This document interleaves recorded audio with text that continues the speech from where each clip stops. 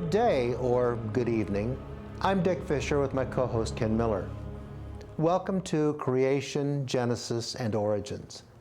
In comparing biblical history with the history of the entire human race, we should recognize that starting points are different. Although studying human history can be interesting in itself, the author of Genesis began his story with the first man in the lineage of the Semites, Arabs, and Hebrews. In this episode, we will address approximately 3,000 years of biblical history, from the time of Adam's introduction near Eridu in southern Mesopotamia, around 7,000 years ago, until Sumer was destroyed around 4,000 years ago. We have shown in previous episodes that the historicity of Genesis 2:11 is corroborated to a degree never before seen by the history of the ancient Near East, only recovered within the last 200 years. Since Bible commentaries, for the most part, have not departed from traditional beliefs established many centuries ago, the historical background, unfortunately, has been ignored, and the historical integrity of Genesis largely has been abandoned. This is what we hope to correct. In compiling this history, we have relied on the Genesis narrative taken in a literal sense and taking into account ancient writers such as Josephus, the author of Jubilees, and parallel literature emanating from Egypt, Mesopotamia, and Assyria. Biblically, the story of the Adamic race begins with Genesis 2, where Adam and Eve are placed within the context of southern Mesopotamia, present-day Iraq. The lands of Cush, Assyria, and Havilah are named for Noah's grandsons and great-grandson and lie in the vicinity of the rivers named in Genesis 2:11-14. Babylonian tradition places the Garden of Eden near to Eridu, present-day Abu Shirain, in southern Iraq, where the rivers named in Genesis at that time all flowed into the Persian Gulf. The oldest city in the region is Eridu, dated by archaeologists to 4800 BC, and it is also the first city named in the Sumerian king list when kingship was lowered from heaven. Earlier migrations of settlers had established small townships in northern Iraq, Turkey, Iran, and Syria. Ubaydan pottery has been found in the town of Ubaid and in other small settlements in the north, and in Eridu alongside another type of pottery that has been identified as Haji Muhammad ware, named for a small settlement located only a short distance from Eridu that had earlier been identified as Eridu ware. At the bottom of 16 layers of temples on virgin soil, two types of pottery were found, presumably crafted by two different cultures, only one of which could be positively identified. Also at the bottom was found a tiny walled enclosure with an altar in the middle upon which were found traces of burnt offerings. Following the trail of evidence and consistent with Babylonian tradition, the Garden of Eden was located a short distance from Eridu, where Adam sought refuge after he was expelled by God and punished for disobedience. What drew these settlers to the location on the Persian Gulf were date palms, edible forms of wheat and barley, and fish from the sea. All that was needed was a source of fresh water. The Euphrates was far enough away that spring floods normally wouldn't extend that far, and an ancient dry riverbed gave them a natural canal. All they had to do was divert water from the Euphrates River down the old riverbed, and their settlement was complete. Genesis 2:10 states, "And a river went out of Eden to water the garden." The Sumerian Akkadian word Eden translates as plain, prairie, or desert. Apparently, both the Garden of Eden and the settlement at Eridu received their water from the same source, a canal or a small system of canals that came out of the Eden, originating from the Euphrates River that also furnished water to Sumerian Ur. The Sumerian king list names Alulim as the reigning king from the beginning after kingship is lowered from heaven. The name Atum appears as a created individual in the Memphite theology of Egypt. It was recorded there before Abraham, and among his sons was one named Seth. Either this is a remarkable coincidence, or it came by way of early migrations of Noah's tribes, perhaps Mizraim, who was Noah's grandson, and whose name in Hebrew means either Egypt or Egyptian. The legend of Adapa, we believe, is an Akkadian legend about Adam, who is also placed at Eridu, where he is a priest in service to the king Alulim, and is described as blameless, clean of hands, anointer, and observer of laws. The name Adamu in Akkadian was found in ancient Mesopotamian graveyards. An early Assyrian king and a governor in the Canaanite city of Ebla were named Adamu after their famous forefather. The nominative U in Akkadian is dropped in Hebrew, and Adamu becomes Adam. About the time Eridu was settled, or perhaps a little later, the Sumerians arrived at located only 7 miles away. In due course, they established another settlement either by normal migration, or perhaps they took over an existing settlement at nearby Badabira. Trouble ensues when Cain becomes envious of his younger brother, murders him, and is forced to depart. He laments before God that his punishment is greater than he can bear, and worries that whosoever finds him will kill him. Genesis 4:14. God confirms that Cain's worry is valid and gives him a mark for safe passage. We can't know what that mark was, but apparently it was effective as he followed the same ancient riverbed turned into a major canal leading north from Eridu across the Euphrates River to a settlement where he settled in, found a wife from the indigenous population, and named the city Enoch for his son. The Sumerian king list records that Eridu was smitten with weapons, and kingship passed to the victorious city of Badtabira. This may have been the triggering event which influenced the Adamite population to leave Eridu and find another place where they could live in peace. The relative safety of family was appealing, and they too journeyed north to build their own city beside the city of Enoch that they called Erech. The Sumerian king list uses the word Kulab, which means twin city, and it was called Uruk in Sumerian. Over time, these two cities grew into one fortified city that, as far as we can tell, was never conquered by foreign invasion.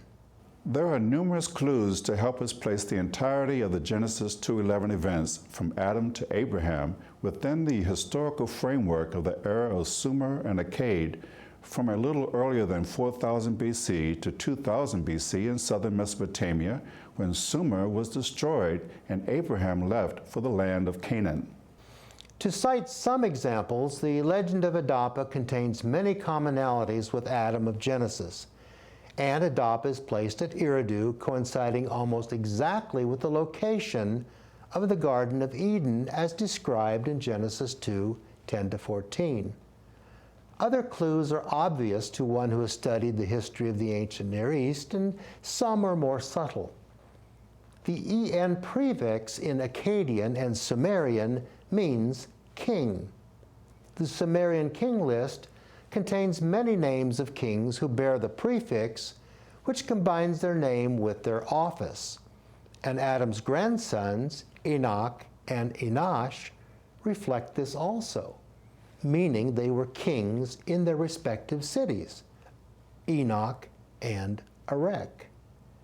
The city Cain named for his son, Enoch, was the second city resettled after the flood, called Unug in Sumerian. Well, these tidbits tell us a lot. It tells us both the time and place where the biblical story begins. Eden in Akkadian and Sumerian can mean desert, and Genesis describes that a river went out of Eden to water the garden, and it was not one of the 4 rivers that are named. We saw that an ancient riverbed was used to divert water from the Euphrates River to bring fresh water to the earliest settlements. The legend of Ziusudra in Sumerian parallels Noah and the flood story. In at least one of the king lists, the name Ziusudra appears before it states, "Then the flood swept thereover." The name Ziusudra translated means "he who laid hold on life of distant days," and Noah lived 950 years. Further underscoring Noah's Ziusudra's official capacity as king, Josephus writes, "This calamity, the flood, happened in the 600th year of Noah's government." From other bits of Akkadian literature, a father and son relationship can be established between the last 3 kings listed on the Sumerian king list before the flood, corresponding to the last pre-flood patriarchs Methuselah, Lamech, and Noah, named in Genesis 5, 1 Chronicles, and Luke.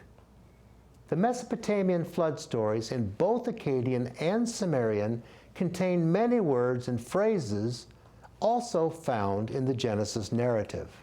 Genesis doesn't give us a lot of information about the period of time leading up to the flood. Either the Adamite population absorbed the earlier Ubadans or simply supplanted them, but the population that emerged speaking a Semitic tongue is called Akkadian by historians.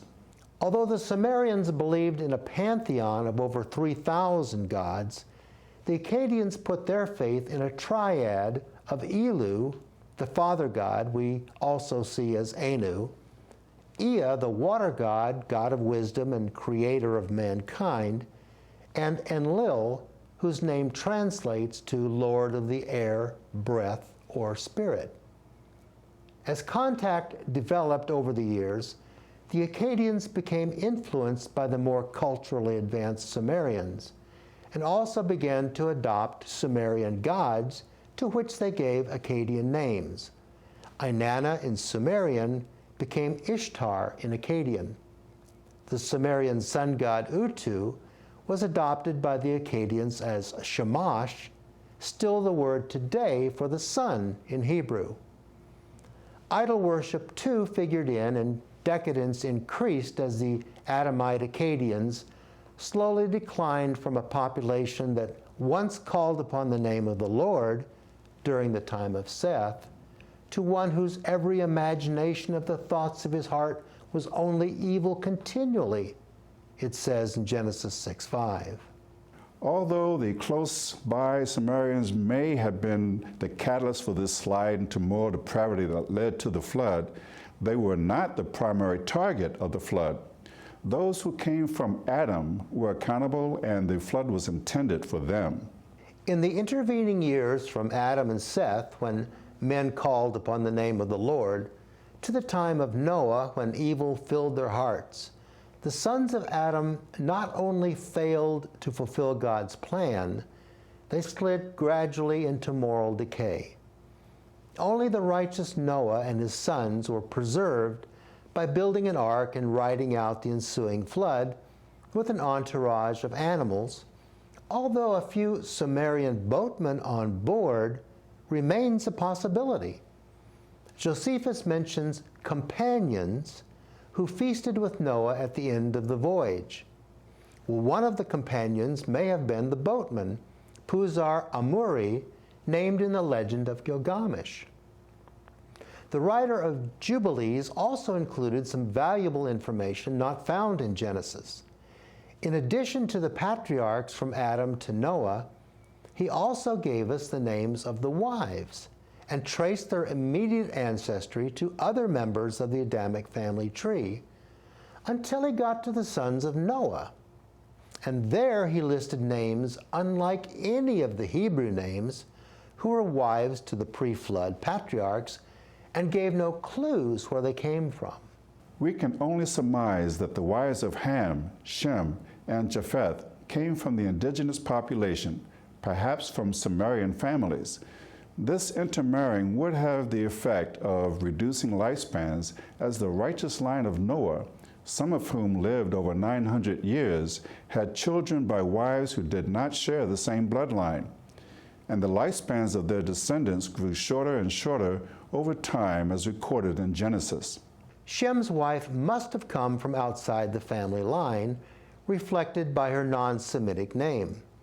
And the lifespans of succeeding generations, Arphaxad, Shelah, and Eber, failed to make it to 500 years of age.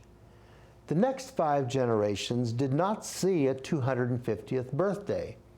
Abraham and Isaac passed away at 175 and 180 respectively. Jacob died before reaching 150, and so it went. Intermarriages between the long-lived Semites and their short-lived neighbors produced children who died off at increasingly younger ages. Gradually, the results of mixing between Adamites and non-Adamites took its toll. Although the Adamite population was destroyed by the flood around 2900 BC, the Sumerians located a little further southeast escaped the brunt of the flood, and some survived. We know that because the Sumerian king list tells us that cities inundated by the flood were resettled afterwards, and the city of Kish was the first, followed by Enoch, the city Cain had named for his son in the pre-flood era. Some Sumerians were likely casualties, but as a culture they survived, and populated areas beyond Mesopotamia around the globe were unaffected. The sons of Noah and their families remained in the hilly region where the ark landed, where the families of the 3 sons established 3 cities, divided into tribes, and built their numbers for 350 years until Noah died. Although the exact location where the ark came to rest is unknown, a remote mountainous location with soil suitable for grapes and olive trees was necessary.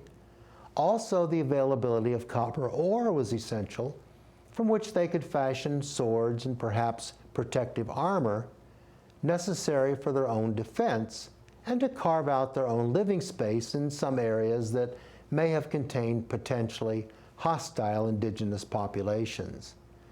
Their places of habitation were worked out in advance, and upon the death of Noah, around 2550 BC, individual tribes set off toward their designated lands. As far as we can tell, only the Canaanites deviated from the original dispersion plan and took their living space where they were not supposed to be, on the eastern edge of the Mediterranean Sea, an area rightfully claimed by the Israelite nation after the exodus from Egypt. No evidence of habitation by the tribes of Noah can be traced to any earlier than 2500 BC, which can be thought of as an upper limit to the approximate date of the dispersion described in Genesis 10. With the flood at 2900 BC, the proposed dates coincide nicely with available archaeological evidence. Attempts to push the entire Genesis narrative into a distant past in order to align the biblical narrative with anthropological data would be constrained severely by these dates that have a considerable amount of biblical, historical, and archaeological evidence. Traces of the progeny of nearly every grandson, great-grandson, and tribe mentioned in Genesis 10 has been found thus far in northern Africa, the Near East, including Arabia, Anatolia, and Persia, and along the Mediterranean coast. The Jewish historian Josephus was aware of some of the destinations and included them in his History of the Jews.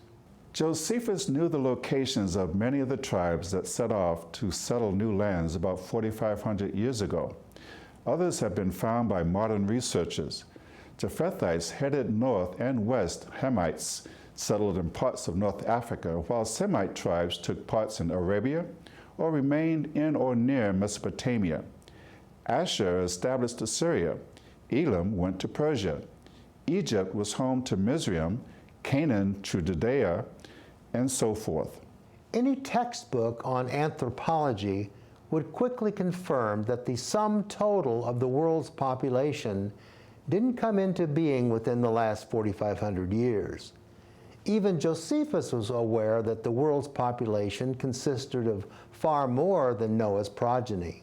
Each colony took possession of that land which they light upon, and unto which God led them, so that the whole continent was filled with them, both the inland and the maritime countries. There were some also who passed over the sea in ships, and inhabited the islands. And some of those nations do still retain the denominations which were given them by their first founders. But some have lost them also, and some have only admitted certain changes in them, that they might be the more intelligible to the inhabitants. Inhabitants, so called by Josephus, would be called native populations today. He gave one example, citing the Greeks. For when in after ages they grew potent, they claimed to themselves the glory of antiquity, giving names to the nations that sounded well, in Greek, that they might be better understood among themselves, and setting agreeable forms of government over them, as if they were a people derived from themselves. Just as non-Greeks could be called Greek by virtue of their location within Greek borders, so too could native Egyptians, who had lived there for thousands of years, be summed up as Mizraim, the name of Noah's grandson, for just one further example. Genesis 2 to 10, from Adam to the dispersion of the sons of Noah, could have been written by any of the Semites or Hamites. Mizraim, or one from his family, would be a possible candidate, as they resided in Egypt and could have deposited a prototype in the library that was later incorporated into the Torah when Moses left Egypt at the time of the Exodus. Genesis 10:31 through 32 has a degree of finality to it. These are the sons of Shem, after their families, after their tongues, in their lands, after their nations.